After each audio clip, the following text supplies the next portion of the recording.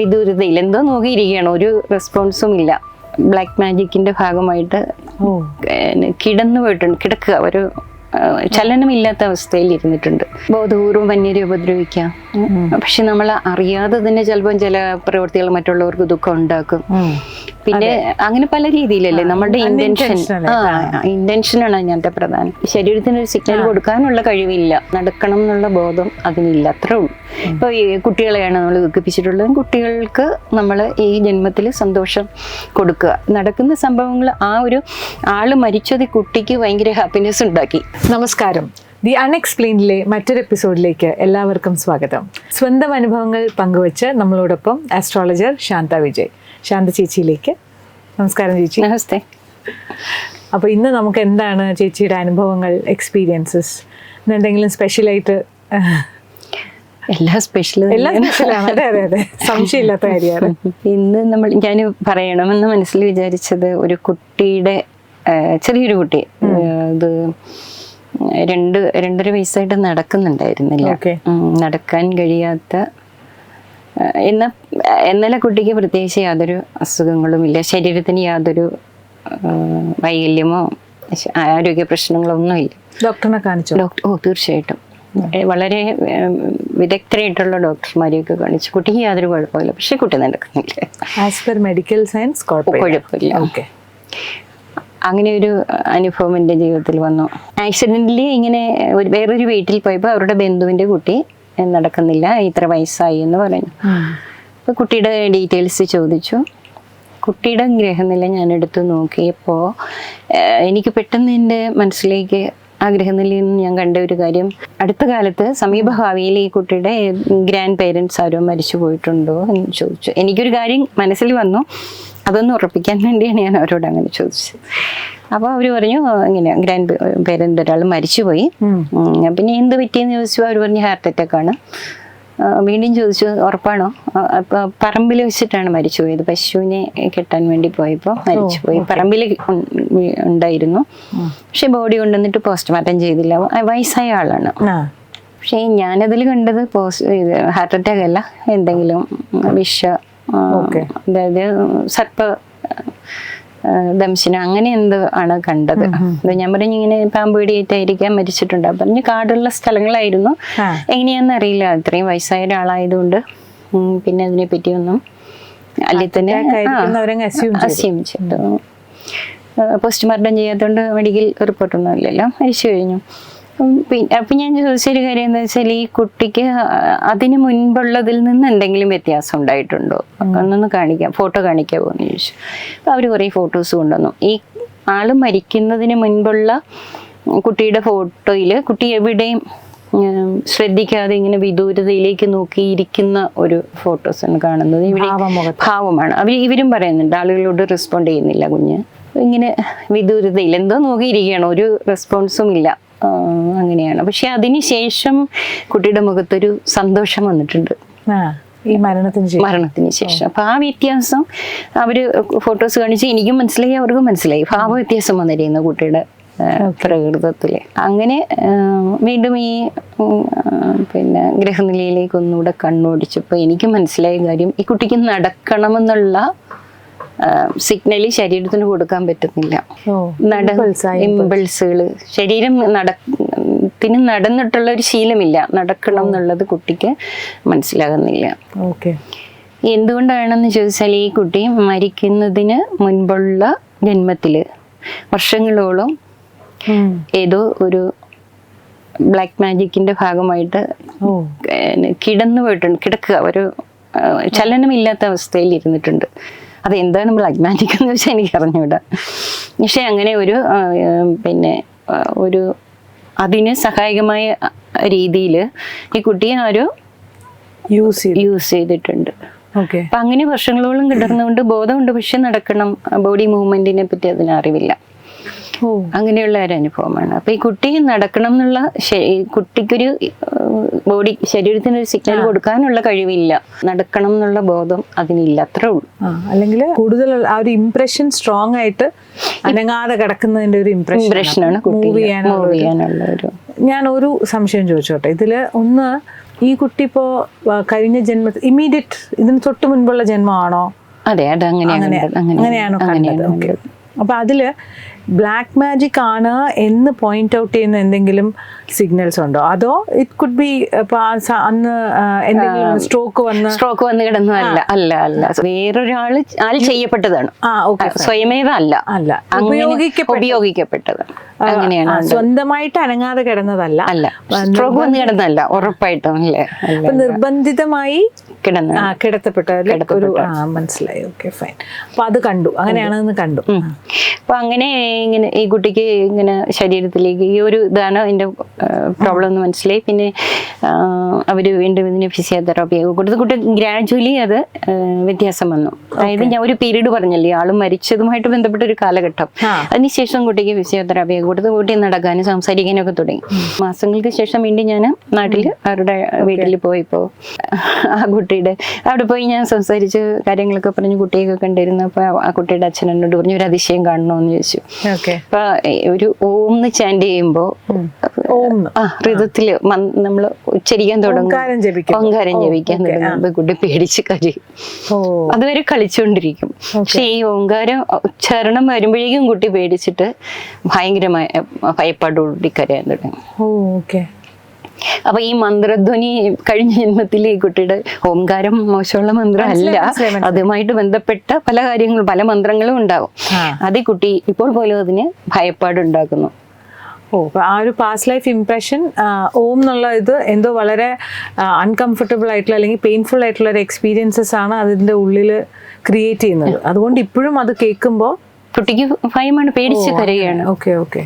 കുട്ടിയുടെ അച്ഛൻ തന്നെയാണ് ഓങ്കാരം ഉച്ചരിച്ചതും എന്നോട് ഇത് കണ്ട് അതിശയമായിട്ട് പറഞ്ഞതും. ചേച്ചി ജാതകത്തിൽ കണ്ട കാര്യത്തിന് ഒരു സബ്സ്റ്റാൻഷിയേറ്റ് ചെയ്യുന്ന പോലെ ഒരു കാര്യമാണ്. തീർച്ചയായിട്ടും. ഞാൻ എപ്പോഴും അങ്ങനെയാണ് കവിത. ഒരു കാര്യം ഇപ്പൊ ഒരാളോട് പറയും നിങ്ങളുടെ പാസ്റ്റിൽ നിങ്ങൾക്ക് ഇങ്ങനെ ഒരു അനുഭവം ആയിരുന്നു എന്ന് പറയുകയാണെങ്കിൽ തീർച്ചയായിട്ടും അതിനോടനുബന്ധമായ ഒരു ചോദ്യം അവരോട് ഞാൻ ചോദിച്ചാൽ അവർക്കത് കൺവിൻസിങ് ആയിട്ട് തോന്നും. ഇപ്പൊ കഴിഞ്ഞ ദിവസം തന്നെ ഒരാള് എന്തോ അവരുടെ കാര്യം പാസ്റ്റുമായിട്ട് ബന്ധപ്പെട്ടപ്പോൾ ഞാൻ ചോദിച്ചു നിങ്ങൾക്ക് ഇപ്പോഴും മിലിറ്ററി സർവീസ് ഇഷ്ടമാണോ? എനിക്ക് ഭയങ്കര ആഗ്രഹമായിരുന്നു. അങ്ങനെ ഒരു അധികാര സ്ഥാനത്തിരുന്നപ്പോൾ അവർ ചെയ്ത ചില കർമ്മങ്ങൾ ഇവർക്ക് ഇപ്പൊ പ്രതികൂലമായി വന്നു. എനിക്ക് ഭയങ്കര ആഗ്രഹമായിരുന്നു അങ്ങനെ ജോലി കിട്ടാൻ, എനിക്ക് ഭയങ്കര ഇഷ്ടമായിരുന്നു പറഞ്ഞു. അപ്പൊ അങ്ങനെ തീർച്ചയായിട്ടും ഒരു അവരുടെ ഉള്ളിൽ അങ്ങനെ ഒരു തീവ്രമായ ആഗ്രഹം ഉള്ളത് പാസ്റ്റുമായിട്ട് കണക്റ്റഡ് ആണെന്ന് അവർക്ക് ബോധ്യപ്പെടുത്തിയിട്ട് ഞാനത് പറയാറുള്ളൂ. എന്തെങ്കിലും ടെൻഡൻസികൾ അല്ലെങ്കിൽ ഏതെങ്കിലും ഇൻസിഡന്റ് ഒക്കെ വെച്ചിട്ട് മാത്രമേ പറയാറുള്ളൂ. അല്ലാതെ ഞാനിപ്പം കവിതയുടെ ജാതകം നോക്കി കവിത പണ്ട് പിന്നെ പാണ്ഡ്യരാജ്യത്തായിരുന്നു ഇങ്ങനെ കുറെ കഥകൾ അങ്ങനെ ഒരിക്കലും പറയാറില്ല. എനിക്ക് തന്നെ അതിനൊരു പ്രൂഫ് വേണം. ഞാൻ പറയുന്നതിന് ഒരു ലോജിക്ക് വേണം. ഇൻഡ്യൂഷനോ എന്തോ അതല്ല, ലോജിക്ക് വേണം. അസ്ട്രോളജിക്കലി അതിനെ വേറൊരാളുടെ അടുത്ത് നമ്മൾക്ക് പ്രൂവ് ചെയ്യത്തക്ക കോമ്പിനേഷൻ ഗ്രഹനിലയിൽ ഉണ്ടായിരിക്കണം. അപ്പം ചേച്ചി എല്ലാ തവണയും ഇത് ചെയ്യുമ്പോൾ ചേച്ചിക്ക് അങ്ങനെ സബ്സ്റ്റാൻഷിയേറ്റ് ചെയ്യുന്ന ഒരു പ്രൂഫ് കിട്ടാറുണ്ട്. ഇല്ലെങ്കിൽ ഞാൻ പറയാറില്ല. കിട്ടാറുണ്ട്, തീർച്ചയായിട്ടും കിട്ടാറുണ്ട്. ഇതിപ്പോ ഈ കുട്ടിയെ ഈ ഒരു കാര്യമായിട്ട് ബന്ധപ്പെട്ട് വന്നിരുന്നത് ആ മരിച്ചുപോയ ആളാണ്. അപ്പൊ ആ ആള് ഈ ഭൂമിയിൽ നിന്ന് പോയി എന്നുള്ളത് കുട്ടിക്ക് ഉള്ളില് നമ്മളെ എപ്പോഴും കമ്മ്യൂണിക്കേറ്റ് ചെയ്യുന്നത് വെർബൽ കമ്മ്യൂണിക്കേഷൻ അല്ലല്ലോ 90%. അല്ലാതെ അല്ലെ തന്നെ നമ്മളെ നേച്ചർ, നമ്മുടെ മനസ്സെന്ന് പറയുന്നത് വിശ്വമനസ്സിന്റെ ഭാഗമാണല്ലോ. അപ്പൊ അവിടെ നടക്കുന്ന എല്ലാ അനുരണനങ്ങളും നമ്മളെ ബാധിക്കുന്നുണ്ട്. ഇപ്പൊ ഒരു കുട്ടിയെ സംബന്ധിക്കുന്നിടത്തോളം അതിന്റെ പാസ്റ്റ് ലൈഫ് ഫ്ലൂയിഡൽ മൈൻഡാണ്, അതിന് മെമ്മറി വളരെ കൂടുതലായിരിക്കും. കുഞ്ഞു പ്രായത്തിൽ കുട്ടിപ്രായത്തിൽ നമുക്കൊക്കെ അങ്ങനെ തന്നെ. പിന്നീടാണ് പാസ്റ്റ് ലൈഫുമായിട്ട് കണക്റ്റഡ്. പിന്നീടാണ് നമ്മൾ ഇവിടുത്തെ വ്യവഹാരങ്ങളുമായിട്ടും മറ്റേത് നമ്മൾ മെല്ലെ മെല്ലെ നമ്മളിൽ നിന്ന് പോവുക. അപ്പൊ ഈ നടക്കുന്ന സംഭവങ്ങൾ ആ ഒരു ആള് മരിച്ചത് കുട്ടിക്ക് ഭയങ്കര ഹാപ്പിനെസ് ഉണ്ടാക്കി.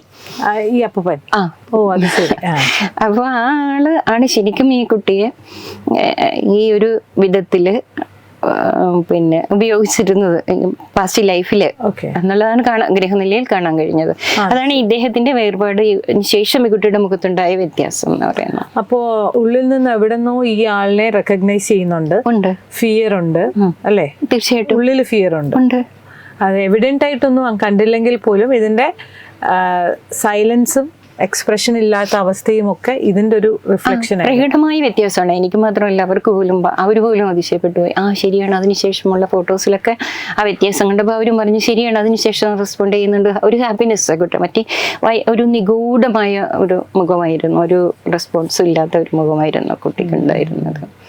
അപ്പം ഈ ആൾക്ക് ഇപ്പം പറഞ്ഞല്ലോ ഈ കുട്ടിയെ യൂസ് ചെയ്ത ഇതാണ്, ഇയാൾ സുഖമായിട്ട് ഇവിടെ ജീവിക്കുകയും മരിക്കുകയും ചെയ്തു. അപ്പോൾ പക്ഷെ പെയിൻഫുൾ ഈ കുട്ടിക്കല്ലേ. ഈ ബ്ലാക്ക് മാജിക്കിന്റെ ഇമ്പാക്ട്, ബ്ലാക്ക് മാജിക് നമ്മളിപ്പം പല ആൾക്കാരും സംസാരിച്ച് നമ്മൾ കേൾക്കാറുള്ളതാണ്. ഇങ്ങനെ മുട്ടയിട്ടി കുറെ ഉണ്ടല്ലോ, എന്തൊക്കെയോ പല പല സംഭവങ്ങളുണ്ടല്ലോ, കോഴിത്തല എന്നൊക്കെ പറഞ്ഞിട്ട്. അപ്പോൾ ഇത് ഈ ഒരു സാധനം ചെയ്യുന്ന ആൾക്കാർക്ക് ഇമ്പാക്റ്റ് ഉണ്ട്. ഇപ്പം തീർച്ചയായിട്ടും ചെയ്യുന്ന ആൾ, നമ്മൾ ഏതൊരു കർമ്മം ചെയ്താലും അതിന്റെ കർമ്മഫലം അനുഭവിക്കുന്നത് നമ്മളല്ലേ. തീർച്ചയായിട്ടും അവരെന്ത് ചെയ്യുന്നോ അതിന്റെ കർമ്മഫലം തീർച്ചയായിട്ടും അനുഭവിക്കും. ഇദ്ദേഹം ഇവിടെ ജീവിച്ചു മരിച്ചു, പക്ഷെ ഇനിയും അദ്ദേഹം ജനിക്കുന്നത് എവിടെയായിരിക്കും നമുക്കറിയില്ലല്ലോ. ഇവരുമായിട്ട് ബന്ധപ്പെട്ട ഒരു സ്ഥലത്ത് തന്നെയായിരിക്കും ജനിക്കും തീർച്ചയായിട്ടും. ഈ കുട്ടിയുമായിട്ട് ബന്ധപ്പെട്ട് ഭാവിയിൽ മരിച്ച ആൾക്ക് പുനർജനിക്കാമല്ലോ.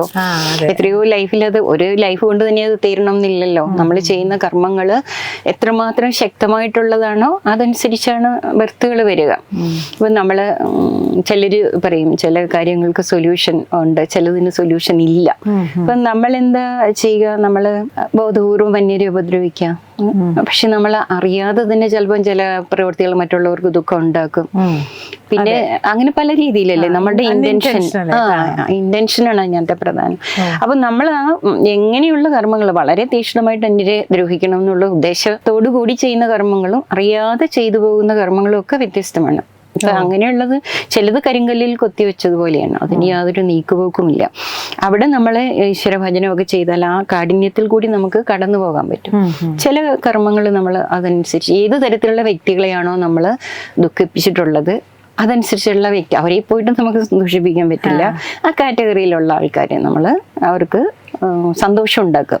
അന്യരുടെ ദുഃഖം നമുക്ക് ദുഃഖമായിട്ട് വരും, അന്യരുടെ സന്തോഷം മറ്റുള്ളവരുടെ സന്തോഷം നമ്മൾക്ക് സന്തോഷമായിട്ട് തന്നെ വരും. ഇപ്പോൾ ഈ കുട്ടികളെയാണ് നമ്മൾ ദുഃഖിപ്പിച്ചിട്ടുള്ളത്, കുട്ടികൾക്ക് നമ്മൾ ഈ ജന്മത്തിൽ സന്തോഷം കൊടുക്കുക, ദാനം. നമുക്കറിയില്ലല്ലോ, അത് ജാതകം നോക്കുമ്പോൾ പറയും ഓരോ ഗ്രഹങ്ങൾക്കും ഓരോ കാറ്റഗറിയിലുള്ള ആൾക്കാരെയാണ് സൂചിപ്പിക്കുന്നത്. കുട്ടികള്, സ്ത്രീകള്, പുരുഷന്മാര്, പ്രായമായവര്, അങ്ങനെ ഏത് കാറ്റഗറിപ്പെട്ട ആൾക്കാരാണ് എന്നുള്ളത് ഗ്രഹങ്ങൾ സൂചന തരും. അതനുസരിച്ചുള്ള ധാന്യങ്ങൾ, വസ്ത്രങ്ങൾ, ആഹാരം അത് നമുക്ക് അവർക്ക് ദാനം ചെയ്യാം. അപ്പോൾ അതിനൊരു ദോഷപരിഹാരം, കാഠിന്യം കുറയും.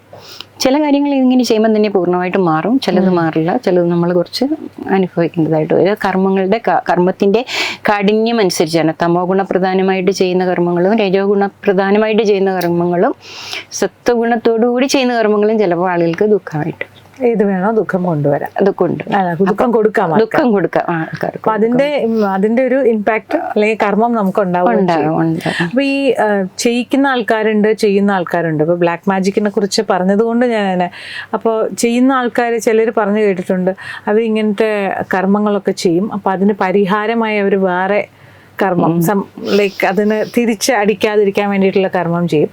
അപ്പൊ ഈ ചെയ്യിക്കുന്ന ആൾക്കാർക്ക് കുഴപ്പമുണ്ടോ? തീർച്ചയായിട്ടും ഉണ്ടല്ലോ.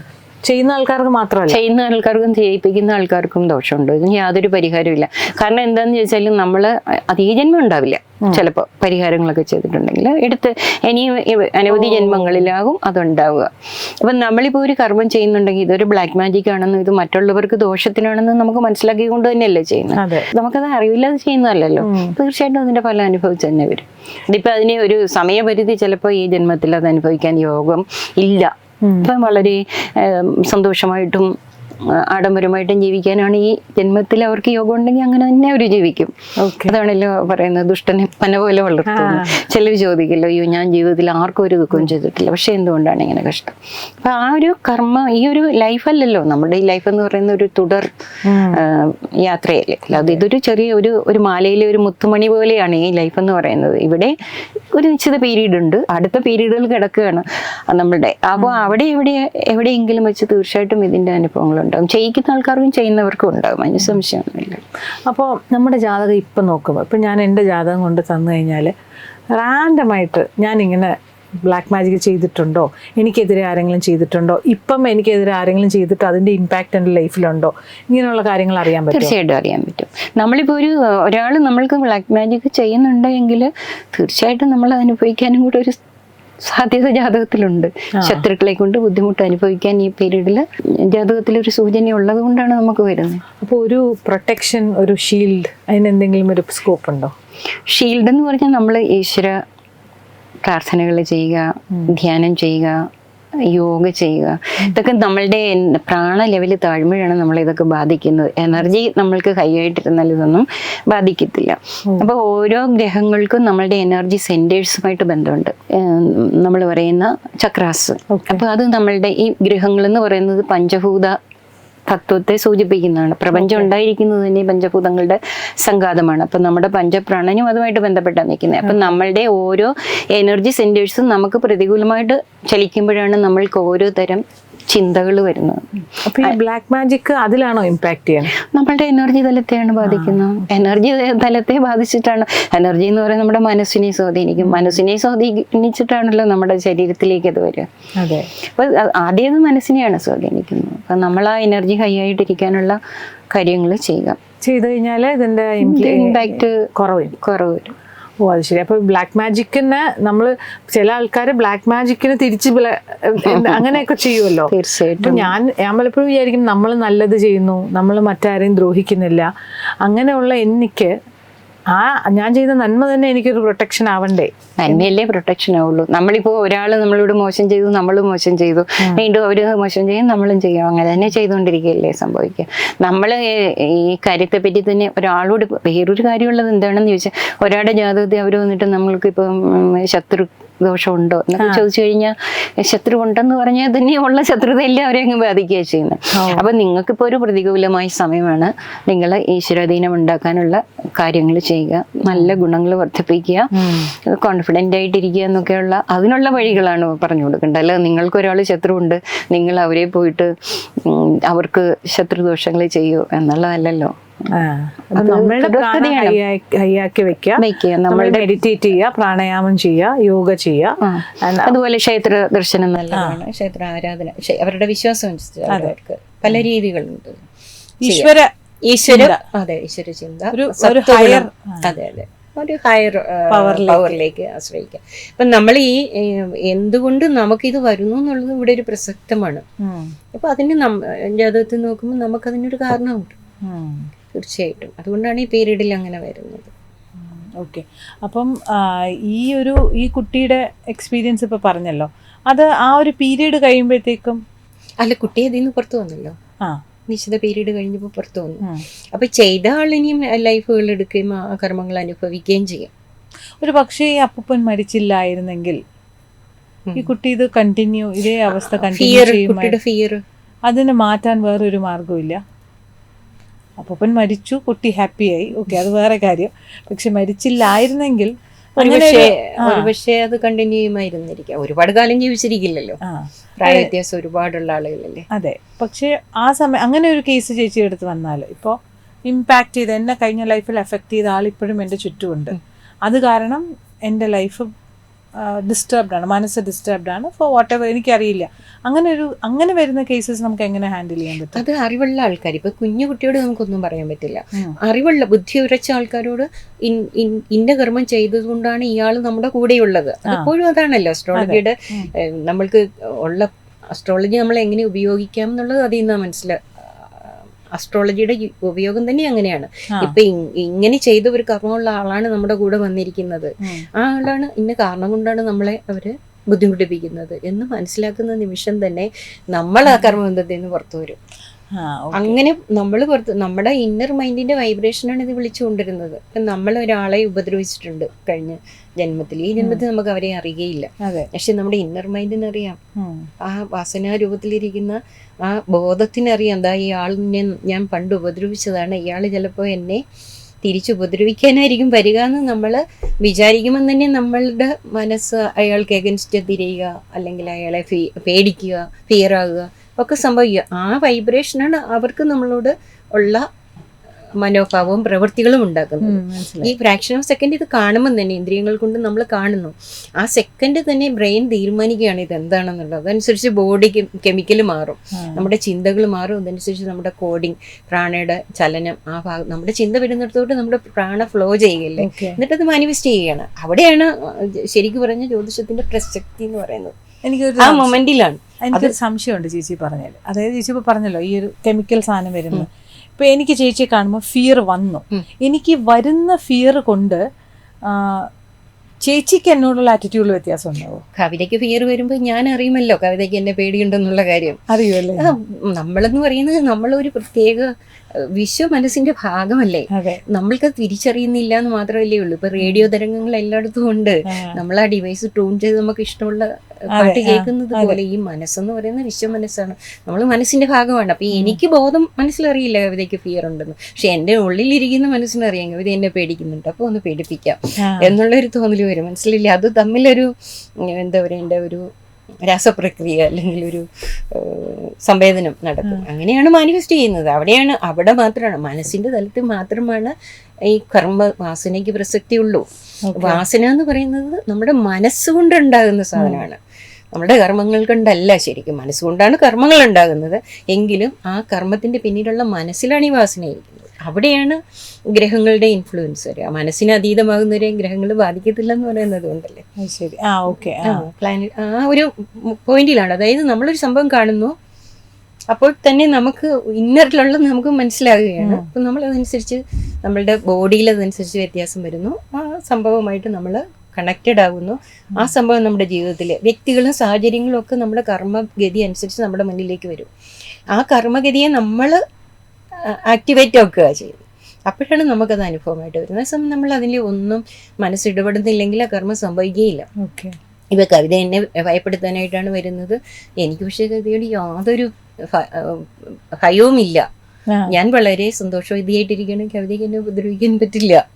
ആ സംഭവം നടക്കുന്നില്ല. അപ്പൊ കവിതയ്ക്ക് ഇനി അങ്ങനെ ഒരു ടെൻഡൻസി ഉള്ള ആളാണ് വേറെ ആരെങ്കിലും പോയി ഉപദ്രവിക്കും. വേറെ ആരുമായിട്ടെങ്കിലും ആ സംഭവങ്ങളോ അനുഭവങ്ങളോ വരാം. ഇപ്പൊ വഴക്കുണ്ടാക്കിയതിന് ശേഷം നമുക്കൊരു ദുഃഖം അനുഭവിക്കണമെങ്കിൽ ഞാനവിടെ നിസ്സംഗമാണെങ്കിൽ എന്നെ ആയിരിക്കില്ല, അടുത്ത ഒരാളിലേക്ക് അത് മാറും. മനസ്സിലായില്ലേ? അവരുമായിട്ടൊരു കർമ്മബന്ധം വേണം. അത് കോൺഷ്യസ് അല്ല, അൺകോൺഷ്യസ് മൈൻഡിലായിരിക്കും. അൺകോൺഷ്യസ് മൈൻഡിലാണ് ഇതെല്ലാം സംഭവം. കോൺഷ്യസ് മൈൻഡ് നമ്മുടെ 10% കുറവല്ലേ സ്വാധീനിക്കുന്നുള്ളൂ. ബാക്കി അൺകോൺഷ്യസ് മൈൻഡ് അല്ലേ നമ്മുടെ എല്ലാ കർമ്മങ്ങളും നിയന്ത്രിക്കുന്നത്. ഇല്ലെങ്കിൽ പിന്നെ നമ്മൾ ആർക്കും ജീവിതത്തിൽ ഒരു ബുദ്ധിമുട്ടും പറ്റില്ല. നമ്മുടെ ബുദ്ധി പറയുന്നത് പോലെ അല്ലല്ലോ നമ്മൾ ജീവിക്കുന്നത്. ഇപ്പോഴും മനസ്സിനല്ലേ നമ്മൾക്ക് മുൻതൂക്കം ഉള്ളത്. മനസ്സ് പറയുന്ന കാര്യങ്ങളല്ലേ നമ്മൾ ചെയ്യുന്നത്. ബുദ്ധിയെ നമ്മൾക്ക് ഫോളോ ചെയ്യാൻ പറ്റാത്തത് കൊണ്ടാണ്. അപ്പൊ അൺകോൺഷ്യസ് എന്ന് പറയുന്നതാണ് വാസന. അത് നമ്മളുടെ വളരെ ശക്തമായിട്ടുള്ള ഇമ്പൾസാണ്. Sub conscious. എനിക്കൊരു കാര്യം, ഇപ്പം നമ്മൾ രണ്ടുപേരും കണക്റ്റഡ് ബൈ കർമ്മ. ചേച്ചി പറഞ്ഞ അതേ കാര്യം, എൻ്റെ പാസ്റ്റ് ലൈഫ് ഇംപ്രഷൻ കൊണ്ട് എനിക്ക് ചേച്ചിയോട് ഒരു ഫിയർ തോന്നണം. നാച്ചുറലി ഒരു അൺകോൺഷ്യസ് മൈൻഡിൻ്റെ ലെവലിൽ എനിക്ക് ഫിയർ തോന്നാനുള്ളൊരു റീസൺ ഉണ്ട്. ചേച്ചിക്ക് അതുപോലെ എന്നെ തിരിച്ച് പേടിപ്പിക്കാനുള്ള ഒരു വാസന ചേച്ചിയുടെ ഉള്ളിലും ഉണ്ട്. പക്ഷേ ഞാൻ എൻ്റെ സ്പിരിച്വൽ പ്രാക്ടീസസിലൂടെ ആ ഇംപ്രഷൻ ഏതോ കാലത്ത് എൻ്റെ ഉള്ളിലുണ്ടായിരുന്ന ഒരു ഇംപ്രഷനെ ഞാൻ മാറ്റി കളഞ്ഞു ഇൻ കേസ് ചേച്ചിയുടെ പോയിട്ടില്ല. അങ്ങനെയാണെങ്കിൽ നമ്മൾ മീറ്റ് ചെയ്യുമ്പം എനിക്ക് ഫിയർ ഇല്ല, അല്ലെങ്കിൽ വാട്ട് എവർ, ആ അൺകോൺഷ്യസ് മൈൻഡിൻ്റെ ആ ഇംപ്രഷൻ ഇല്ല. പക്ഷെ ചേച്ചിയുടെ ഉള്ളിൽ ആ അൺകോൺഷ്യസ് മൈൻഡിൻ്റെ ഇംപ്രഷൻ ഉണ്ട്. അങ്ങനെയാണെങ്കിൽ ഇദ്ദേഹം സ്വീകരിക്കുന്നില്ല. എന്റെ കയ്യിലുണ്ട്, ഞാനത് വേറെ നേരത്തെ പറഞ്ഞത് അതാണ്. അത് തന്നെ നമ്മൾ റിസീവ് ചെയ്യാതെങ്കിലല്ലേ നമ്മൾക്കത് നമ്മളുടേതാകുള്ളൂ. ഞാനൊരു കാര്യം കവിതയ്ക്ക് തരാൻ ഉദ്ദേശിക്കുന്നു, കവിതയ്ക്ക് വേണ്ട, അപ്പൊ അത് വാങ്ങുന്നില്ല, അത്രേ ഉള്ളൂ. അപ്പൊ ആ സൈക്കിൾ ഓഫ് കർമ്മയിൽ നിന്ന് ഞാൻ പുറത്തു വന്നു. പക്ഷെ മറ്റേ അതേ ടെൻഡൻസിയുള്ള വേറെ ആൾക്കാർ ലോകത്തുണ്ടാകും നമ്മളുമായിട്ട് കണക്റ്റഡ് ആയിട്ടുള്ളത്. അതുകൊണ്ടാണല്ലോ നമ്മൾ എപ്പോഴും പറയുന്നത് ലോകത്ത് ഏറ്റവും കൂടുതൽ തെറ്റെന്ന് പറയുന്നത് നെഗറ്റീവ് ചിന്തകളാണെന്ന്. അപ്പൊ നമ്മൾ അപകടം ഉണ്ടാകും എന്ന് പറഞ്ഞുകൊണ്ടിരുന്നാൽ എവിടെയെങ്കിലുമൊക്കെ അപകടങ്ങൾ ആർക്കെങ്കിലുമൊക്കെ സംഭവിക്കും. അത് ചിലപ്പോൾ നമുക്കായിരിക്കത്തില്ല, ആ ഒരു ടൈം പീരീഡിൽ നമുക്കൊന്നും ദോഷം ഉണ്ടാവില്ല. പക്ഷെ അത് മറ്റൊരാളിലേക്ക് സംഭവിക്കും. നമ്മൾ സ്പ്രെഡ് ചെയ്യുന്ന എല്ലാ നെഗറ്റീവ് തോട്ട്സും ഈ പ്രകൃതിയിൽ തന്നെ അത് മാനിഫെസ്റ്റ് ചെയ്യല്ലേ. അപ്പോൾ അതേപോലെയാണ് നമ്മളിപ്പോൾ ഇയാൾ സ്വീകരിക്കുന്നില്ലെങ്കിൽ എൻ്റെ കയ്യിൽ ഇത് ഭയങ്കരമായിട്ടുണ്ടെങ്കിൽ അത് വേറെ എവിടെയെങ്കിലും അതിന് യോഗ്യരായിട്ടുള്ള കർമ്മങ്ങളുമായിട്ട് ബന്ധപ്പെട്ട ആളുകളിലേക്ക് സ്പ്രെഡ് ആവും. അതാണ് സംഭവിക്കുന്നത്. തീർച്ചയായിട്ടും നമ്മൾ ആ ഇംപ്രഷൻ ആ സംഭവത്തോട് നമ്മളുടെ മനസ്സിന്റെ വൈബ്രേഷൻ, അതാണ് നമുക്ക് കർമ്മങ്ങൾ കൊണ്ടുവരുന്നത്. വ്യക്തികളും സാഹചര്യങ്ങളും കർമ്മഗതി അനുസരിച്ച് നമ്മുടെ മുന്നിൽ ഉറപ്പായിട്ട് വരും. ഉറപ്പാണ്, സമയബന്ധിതമായിട്ട്. അതാണ് ഗ്രഹങ്ങൾ പറയുന്നത്. അപ്പോൾ നമ്മൾ അതിനോടുള്ള നമ്മളുടെ സമീപനം കൊണ്ടാണ് അതിനെ സ്വീകരിക്കുന്നത്. ഈ ഇടയ്ക്ക് ഞാൻ ഇപ്പോൾ ചേച്ചി പറഞ്ഞപ്പോഴാണ് ഒരു ഫ്രേസ്, ഒരു കോട്ട് പോലെ ഞാൻ ഇങ്ങനെ കണ്ടായിരുന്നു. Your life is not what comes to you but how you react to what comes to U.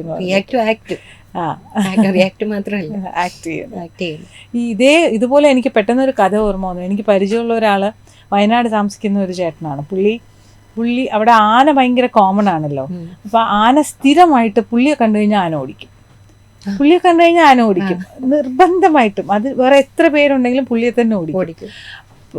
അത് കഴിഞ്ഞിട്ട് ഇതുപോലെ പാസ്റ്റ് ലൈഫ് റിഗ്രഷൻ ചെയ്തപ്പോൾ ഏതോ ഒരു ജന്മത്ത് അദ്ദേഹത്തിന് ആന ചവിട്ടി കൊന്നിട്ടുണ്ട്. പക്ഷെ പാസ്റ്റ് ലൈഫ് റിഗ്രഷൻ കഴിഞ്ഞതിന് ശേഷം ആന ഓടിക്കുന്നത് നിർത്തി. ചേച്ചി പറഞ്ഞ ഉള്ളിൽ ആ ഫിയറിന്റെ കഥ അതുമായിട്ട് ഞാൻ കണക്ട് ചെയ്യുമായിരുന്നു. അങ്ങനത്തെ ഒരുപാട് എക്സ്പീരിയൻസ് എനിക്ക് പാസ്റ്റ് ലൈഫുമായിട്ട് ബന്ധപ്പെട്ടുണ്ടായിട്ടുണ്ട്. വളരെ നമുക്ക് വിശ്വസിക്കാൻ പറ്റാത്ത അനുഭവങ്ങളാണ് എപ്പോഴും. ശരിക്കും ഈ പ്രകൃതി എന്ന് പറയുന്നതിൻ്റെ നമുക്ക് ശരിക്കും ഒന്നും അറിയില്ല എന്നുള്ളതാണ് സത്യം. ഈ പ്രകൃതിയിൽ എത്ര കുറവ് കാര്യങ്ങൾ നമുക്ക് അറിവുള്ളെന്ന് അറിയുന്നു. എന്ത് നിഗൂഢമാണ് ജീവിതം എന്ന് പറയുന്നത്. അതുപോലെ സ്മൂത്തുമാണ്, അതുപോലെ തന്നെ നിഗൂഢവും. അങ്ങനെ കൂടുതൽ നിഗൂഢമായ രഹസ്യങ്ങൾ നമ്മളിലേക്ക് എത്തിക്കാനും കൂടുതൽ അത്ഭുതകരമായ കഥകൾ നമ്മളോടൊപ്പം പങ്കുവയ്ക്കാനും ഇനിയും മറ്റൊരു എപ്പിസോഡിൽ നമ്മളോടൊപ്പം ചേരുന്നതിന് ശാന്ത ചേച്ചി, അതുവരയ്ക്കും താങ്ക് യു.